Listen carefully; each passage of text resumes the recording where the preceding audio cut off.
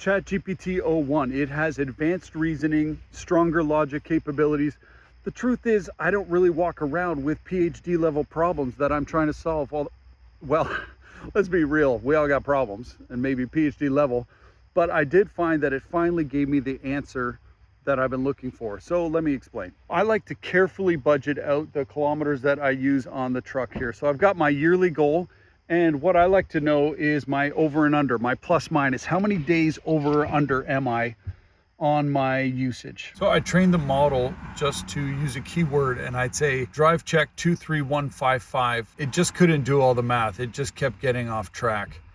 So I started a new chat with the O1 model, and I explained the procedure, calculate how many days I've had the vehicle, calculate how many kilometers I should have used in that time, look at the difference between the reality of the kilometers I've used, and then tell me how many days that is worth.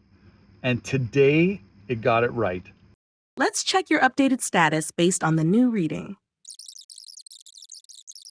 Conclusion: you are now approximately 11 days under your budgeted usage. Yep. You have gained about 11 extra days worth of driving. Very, very thorough explanation, but it did get it right this time. So not the most robust test of this incredible technology, but that's okay. One step at a time, and I'm learning as we go. So yeah, O1.